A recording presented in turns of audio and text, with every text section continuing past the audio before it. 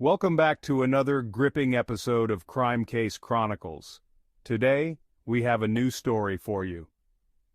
The tragic case explores the mind of a young girl driven to make a decision that would forever change the course of her life and her family's future. This is the story of Marie Roberts and the shocking death of her father, Stephen Roberts. As always, I'm your host, Matt, and today, we're diving deep into a case that involves deception, guilt, and a family torn apart by a deadly secret. Marie Roberts seemed like the perfect high school student.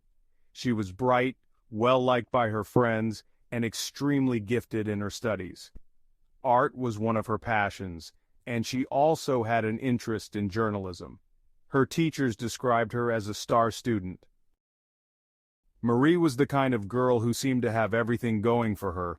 She was polite, responsible, and appeared fully engaged in the lives of those around her. But, as it often goes with young people, things were not always as they appeared. Inside, Marie was struggling with something far darker.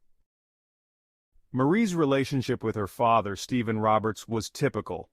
She was raised by him, and her emotional connection with her father was strong. This tension, which Marie carefully hid from her friends and family, would eventually drive her to make an unthinkable choice. At the time, Marie's only confidant was in her best friend Stacy, but even Stacy, who had become extremely close to Marie, had no idea what was truly going deeper. The two girls became inseparable, but even Stacy couldn't break through the walls Marie had built around her emotions. It wasn't until January of 1994, nearly a year after the tragedy had occurred, that Stacy would finally learn the shocking truth. That night, the two were studying together, deep into the works of Shakespeare, specifically Hamlet. As they read through one of the most famous scenes, the poisoning of King Hamlet by Claudius, Marie's face suddenly turned pale. Her reaction was immediate and startling. Stacy, sensing something was off, asked her what was wrong. At first, Marie tried to shrug it off, but then, in a rare moment of vulnerability, she spoke those scary words. "I poisoned my father." Stacy couldn't believe what she was hearing. Marie started explaining, detailing the series of events that led to her father's death. In February of 1993, during a chemistry class, Marie had secretly taken a toxic substance from the lab. She hadn't intended to kill her father. She only wanted him to become ill, believing that if he were sick, her mother would finally take her away from the tense, unhappy home they had. But Marie had made a fatal mistake. She had miscalculated the dosage of poison. At the time, Marie was under pressure. Her mother had remarried, and her relationship with her stepfather had only worsened. She felt increasingly abandoned by her mother, and the emotions were eating her alive. Marie believed that poisoning her father was the only way to get her mother's attention and bring her back. It was an act of desperation. But what she hadn't considered was that the poison she used could have a far more deadly effect than she ever imagined. On the evening of poisoning, Marie took the poison she had stolen from school and carefully mixed it into her father's meal. She watched him eat it, but instead of getting sick as she had hoped, Stephen Roberts began to deteriorate rapidly. The poison worked too well. Within hours, Stephen was dead. The death seemed to be from natural causes. His sudden heart attack was ruled as just another case of cardiac failure. No one suspected Marie's role in it. Marie, however, knew the truth, and it tore her apart. For the next year, she lived in guilt, unable to forget what she had done.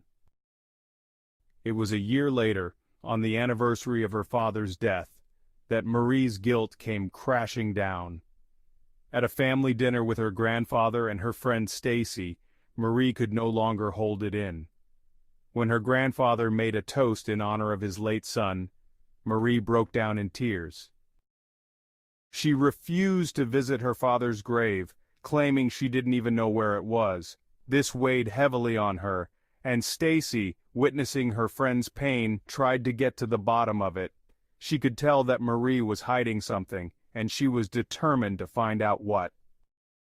Stacy, deeply concerned for her friend, tried to push her to speak out. Marie had been acting strangely, and Stacy began to suspect that something far deeper was behind her behavior. After several weeks of silence, Marie finally confessed everything. She told Stacy the horrifying truth about what she had done to her father. It was a shock to Stacy, who had no idea that her friend was capable of such a thing. But Marie's confession didn't end there. She begged Stacy not to tell anyone. For some time Stacy kept the secret, but it began to eat her. The guilt she felt for her friend, for not knowing what had really happened, became overwhelming. Stacy told her mother, and together they contacted a poison control center, hoping to get some clarity. The response they received was enough to make their blood run cold. The substance Marie had used was deadly. Though the poison wasn't immediately detectable, the Poison Control Center could confirm that it could cause rapid heart failure and death. The confirmation hit Stacy like a punch to the gut. The girl she had once thought of as a close friend had murdered her father. Even with the shocking revelation, the investigation didn't begin immediately. Stacy kept her distance from Marie, unable to look her in the eye. She eventually decided to tell a school counselor what she had learned. The counselor was initially skeptical, but after hearing Marie's confession from Stacy, the police were contacted. The authorities soon launched an investigation, but there was a significant problem. The evidence they had was circumstantial, and they lacked the resources to run the necessary toxicology tests. Only large city laboratories could afford the equipment needed to detect the poison in Stephen Roberts' system. Months passed, and the case grew colder. Marie continued with her life, unaware that the truth was slowly opening. She enrolled in college at the University of Texas at Austin, where she was presented as a kind, harmless young woman. But everything changed when, in October 1994, a detective from Fort Worth called. The toxicology results had finally come back. It was confirmed. Stephen Roberts had died from the poison Marie had given him. The dose was 250 times what would have been considered a lethal amount. Marie was arrested. Marie, who had believed that her actions would remain a secret, was now facing the reality of her crime. She confessed to the police, explaining that she had never meant to kill her father but only wanted to make him sick. Her goal had been to force her mother to take her back, but in her desperation, she had made a fatal decision. The tragic irony was that Marie only wanted to reunite with her mother. Instead, her father was dead, and Marie was left to carry the weight of her actions. At trial, the defense argued that Marie had no intention of killing her father. They suggested that her actions were the result of emotional stress and the desperation of a young girl who was emotionally exhausted. They claimed she didn't know how deadly the poison would be. However, the prosecution insisted that Marie's actions were premeditated. The fact that she had stolen the poison from the school lab and carefully planned how to use it made her crime far more than a simple mistake. It was murder. Marie's best friend Stacy was called to testify. She described how Marie had been emotionally distressed before and after her father's death, noting that Marie had even talked about burning down her father's apartment in an attempt to get her mother's attention. Stacy's testimony painted a portrait of a girl who, in her desperation, had taken extreme measures to force her mother to care for her, but it was too late for Marie to go back. The consequences of her actions had already been set in motion. Marie was convicted of murder and sentenced to 28 years in prison, though she was eligible for parole after serving 7 years. The case left the public divided.